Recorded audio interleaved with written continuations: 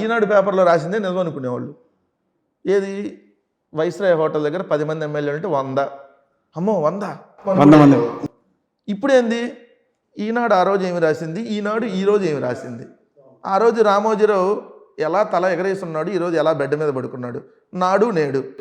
మనం మర్చిపోయినా కింద వస్తూ ఉంటాయి, మనం మర్చిపోయినా కింద కనిపిస్తూ ఉంటాయి, స్క్రోల్ అవుతూ ఉంటాయి యూట్యూబ్లో మనం ఏదో ఓపెన్ చేస్తే. సో ఏంది, జనాలకు మర్చిపోవడానికి అవకాశం లేదు. చంద్రబాబు నాయుడు ఏం చెప్పాడు అప్పుడు, ఒకవేళ మర్చిపోయాం అనుకో మళ్ళీ వస్తుంది కదా కింద. ఓకే, సో ప్రజలకు పూర్తిగా నాలెడ్జ్ వచ్చేస్తుంది. ఎందుకు మర్చిపోయింది కూడా మళ్ళీ గుర్తు చేస్తుంది యూట్యూబ్. చేస్తున్నప్పుడు చంద్రబాబు నాయుడు జిమ్మిక్కులు ఇప్పుడు చల్లం. అట్లాగే యూట్యూబ్ కూడా చూపిస్తుంది మీరు ఇచ్చిన హామీలు ఏంటి ఎంతవరకు నెరవేరు. డెఫినెట్లీ సార్, మేము సిపిఎస్ రద్దు విషయం మీద ఇచ్చిన హామీ మేనిఫెస్టోని మేమేమన్నా తీసేస్తే యూట్యూబ్ చూపించాలి. ప్రతి ఇంట్లో గడప గడపలో ఉంది కదా మా మేనిఫెస్టో, వాళ్ళు యూట్యూబ్ లో చూడటానికి ఏం పని. ప్రత్యేక హోదా తీసుకొస్తామన్న హామీ ఏమైందని అడుగుతున్నారు. మేనిఫెస్టోని తీసుకెళ్లి ఇంటింటికి ఇచ్చాం. ఇచ్చారు. మేనిఫెస్టోలో ఈ మీకు వచ్చినాయా, దాంట్లో సిపిఎస్ రద్దు ఉందా లేదా? ఎందుకు లేదు, ప్రత్యేక హోదా ఉంది కదా. ప్రత్యేక హోదా తెస్తానన్నమాట వాస్తవం, సిపిఎస్ రద్దు చేస్తానన్నమాట వాస్తవం, సిపిఎస్ రద్దుకు సంబంధించి సిపిఎస్ ప్లేస్ లో జిపిఎస్ తీసుకొచ్చినమాట వాస్తవం. ఏదైతే ఓల్డ్ పెన్షన్ స్కీము ప్లేస్లో సిపిఎస్ వచ్చింది, సిపిఎస్ రద్దు చేసి జీపీఎస్ తెచ్చాం. ఉద్యోగ సంఘాలు హ్యాపీ. మధ్యలో చంద్రబాబు నాయుడుకి నొప్పింది, ఆయనే ప్రభుత్వ ఉద్యోగం అది కదా, లోకేష్ అన్న ప్రభుత్వ ఉద్యోగ. సో ఉద్యోగ సంఘాలకు ఓకే చేసినారు, వాళ్ళందరూ హ్యాపీ, వీళ్ళకి వచ్చి నొప్పింది. సో ఎవరికి సంబంధించి వాళ్ళకి ఏ సార్, ఇప్పుడు 100 రకాలుగా మనం 100 హామీలు ఇచ్చాం సార్. దాంట్లో 1-2 అమలుకు అడుగులు పడినాయి, కొన్ని ఇదిగో ఈ ప్లేస్లో ఇది చేస్తామని చెప్పాం. 600 హామీలు ఇవ్వలేదులేండి మీరు సార్. ఇప్పుడు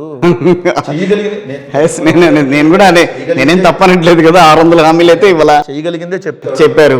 ఇప్పుడు మేము 2014లో ముఖ్యమంత్రి, ఏది మేము ఇట్లాంటి హామీలు ఇస్తే అవును మొత్తుకున్నారు మా వాళ్ళు, జగన్మోహన్ రెడ్డి గారిని రైతు రుణమాఫీ చేద్దాం చేయలేమో మనం ఎట్ట రేపొద్దున మళ్ళీ 5 ఏళ్ళ తర్వాత దిగిపోవడానికి మనం అధికారంలోకి వచ్చే. సరే, మేనిఫెస్టో రాబోతుందంటే వైఎస్ఆర్ కాంగ్రెస్ పార్టీది ఎట్లా ఉంటుంది, రైతు రుణమాఫీ వస్తుందా, దాంట్లో పెడతారా లేదా అనేది అయితే ఇప్పటి వరకు అఫీషియల్ క్లారిటీ లేదు. ఇప్పుడు మీరన్న రైతు రుణమాఫీ వస్తుందా, దాంట్లో ఉండదా సార్? ఒకటి, జగన్మోహన్ రెడ్డి గారికి ఆంధ్రప్రదేశ్ రాష్ట్ర బడ్జెట్ మీద వచ్చేటటువంటి ఆదాయ వ్యయాల మీద మనం ఏ స్కీమ్ ఇస్తే ఎంతమంది లబ్ధిదారులు ఉంటారు, దాన్ని మనం చేయగలుగుతాం లేదన్న మీద మనం పేపర్ మీద పెట్టి చెప్పాల్సిన పని లేదు, ఆయనకు పూర్తి నాలెడ్జ్ ఉంది. సో ఆ రోజు రైతు రుణమాఫీ అనేది చేయలేము, ఈరోజు ఎంతవరకన్నా చేయొచ్చా లేదా అని డిస్కషన్ అవుతూ ఉండుండొచ్చు. సో ఇప్పుడు అంతకుముందు పెన్షను 3000కి మనం పెంచుకుంటూ వెళ్తా ఉన్నాం, పెంచాం. అంతకుముందు 39-40 లక్షల మంది లబ్ధిదారులు ఉంటే ఇప్పుడు 66 లక్షలు అయ్యారు. దాదాపుగా 2000 కోట్ల నెలకి ఓన్లీ వృద్ధాప్య వితంతు ఈ పెన్షన్లకే ఖర్చు అవుతున్నటువంటి పరిస్థితి. 1980 కోట్లు అవుతుంది నెలకి, అంటే 2000 కోట్ల నెలకి దాదాపు. సో దాన్ని ఎంత పెంచగలుగుతామా లేదా ఏంటి, ఉన్న స్కీమ్స్ని అయితే 100% కంటిన్యూ చేస్తాం. కొత్త ఎడిషనల్గా 1-2 యాడ్ అవుతాయా లేదా అనేది పార్టీ అధ్యక్షుడిగా జగన్మోహన్ రెడ్డి గారు. సో ఆయన అంటే మేనిఫెస్టో రేపు సిద్ధం సభలో మేనిఫెస్టో వస్తుందా, ఉంటుందా లేదా అనేది ఇంకా పూర్తి క్లారిటీ లేదు. సిద్ధం సభ లేకపోయినా మళ్ళీ తర్వాత చాలా మీటింగ్లు ఉన్నాయి కదా, ఇంకా ఎన్నికల కూడా రాలేదు కదా. అంటే అసలు ఎట్లా ఉండే అవకాశం ఉంటుంది అనుకుంటున్నారు? మేనిఫెస్టో 14 నుంచి 19 దాకా మేము ఏం చేసాం, సో 19 నుంచి దాన్ని చూసి ఓటేయండి. 19 నుంచి 24 దాకా ఇంకేం చేయబోతున్నాం అని కూడా చెప్తాం. అది ఇవాళ కాకపోతే రేపైనా. 19 నుంచి 24 వరకు ఏం చేసాం, 24 నుంచి ఏం చేయబోతున్నాం దాకా ఏం చేసాం, 24 నుంచి రేపొద్దున 29 దాకా మళ్ళీ అధికారంలోకి రాగానే ఈ అమలుతో పాటు ఇంకేమన్నా ఏం చేయగలుగుతాం, ఏ విధమైన డెవలప్మెంట్ ఉంటుంది, ఏ విధమైన సంక్షేమం ఉంటుంది అనే దాని మీద కూడా క్లారిటీగా ప్రజలకు చెప్పి వివరంగా ఓట్లు అడుగుతాం. రైట్. సో ఓకే కార్మూర్ గారు, ఇప్పుడు ఇంకొక విషయం ప్రధానంగా ప్రస్తావించాలనుకుంది మీ దగ్గర, ఈ సీట్ షేరింగ్ వ్యవహారం. ఓట్లు చీలుతున్నాయి, దాన్ని ఏమంటే తూర్పు పశ్చిమ గోదావరి జిల్లాల్లో ప్రధానంగా కాపు ఓటు చీలితే కనుక ఎవరికి లాభం వస్తుంది? ఇక్కడ కాపు ఓటు చీలితే జనసేన నుంచి, ఇప్పుడు జనసేన టీడీపీ పొత్తుని చాలామంది అక్కడ వ్యతిరేకిస్తున్నారని అంటున్నారు. ఒకవేళ కాపు ఓటు చీలితే అది వైఎస్ఆర్ కాంగ్రెస్ పార్టీకి వస్తుందా, లేకపోతే ఇంకా వేరే పార్టీ ఏమన్నా తీసుకునే ఆ ఛాన్సెస్ ఎక్కడన్నా ఉన్నాయా? అసలు ఈ చీలిక అనేది ఎంతవరకు వస్తుందని భావిస్తుంది అసలు వైఎస్ఆర్ కాంగ్రెస్ పార్టీ? సార్ ఇప్పుడు నేను అబ్జర్వ్ చేసిన దాన్ని బట్టి మాకు కూడా సర్వేలు 2019 ఎన్నికల్లో కావచ్చు, 14 ఎన్నికల్లో కావచ్చు, అంటే బిఫోర్ దాకా నేను వెళ్తా, కాపు ఓటింగు ఒకే పార్టీకి ఎప్పుడు లేదు. ప్రజారాజ్యం పెట్టినా కాపు ఓటింగ్ మొత్తం చిరంజీవి గారికి వెళ్ళాలా. సో కాపులు తెలుగుదేశంలో ఉన్నారు, జనసేనకి ఉన్నారు, అంతకుమించి వైఎస్ఆర్సీపీకి కూడా ఉన్నారు. బట్ మీరు అన్నట్టుగా వైఎస్ఆర్సీపీకి 40 ఉన్నారనుకోండి 100లో, వాళ్ళిద్దరు కలిపితే 60 ఉండొచ్చాము, ఎందుకంటే ఇద్దరు కలిస్తే. బట్ ఇద్దరు కలిసిన దాంట్లో ఇప్పుడు ఇదే కాపులు పవన్ కళ్యాణ్ మన చంద్రబాబు నాయుడు దగ్గర ఏదైతే తాకట్టు పెడుతున్నారు అనేది వైఎస్ఆర్ కాంగ్రెస్ పార్టీ చెప్తా ఉందో దాని ప్రకారం మన నిజంగా తీసుకెళ్లి తాకట్టు పెట్టాడు. మన ఆత్మగౌరవాన్ని చంద్రబాబు నాయుడు కాళ్ళ దగ్గర తాకట్టు పెట్టాడు. మనం ఎందుకు వేయాలి వీళ్ళిద్దరికి? నిజం చెప్పిన జగన్మోహన్ రెడ్డి గారికి వేయాలా, మన అబద్ధాలు చెప్తా మోసం చేసిన చంద్రబాబు నాయుడు పవన్ కళ్యాణ్కి వేయాలనేది కాపులు ఆలోచన చేస్తారు కదా. కానీ వాళ్ళ ఓట్లు అనేవి ఈరోజు కీలకం కాబోతున్నాయి వైఎస్ఆర్ కాంగ్రెస్ పార్టీకి. అన్ని ఓట్లు కీలకమే సార్, మాకు అన్ని సామాజిక వర్గాల ఓట్లు అవసరమే కదా. ముద్రగడ గారిని జాయిన్ చేసుకోవాలన్న ప్రయత్నం జరుగుతోంది. సరే, ఆయన జాయిన్ అవుతున్నాడు దాంట్లో. ఇన్నాళ్ళుగా లేనిది తప్పే ఉందని అంటే ఎట్లా?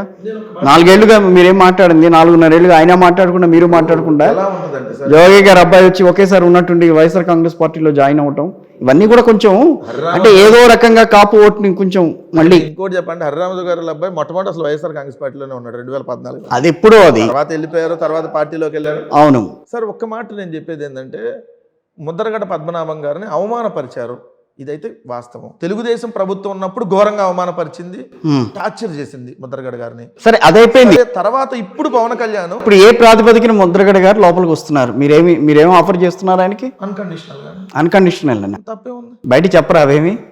ఏం లేదా? ఇప్పుడు మాకు ఈ కండిషన్స్ పెడితే వస్తానని ఎమ్మెల్సీ ఇస్తానని కానీ ఎమ్మెల్యే ముద్రగడ గారు మాకు ఈ కండిషన్స్ పెడితే నేను వస్తానని అనలా.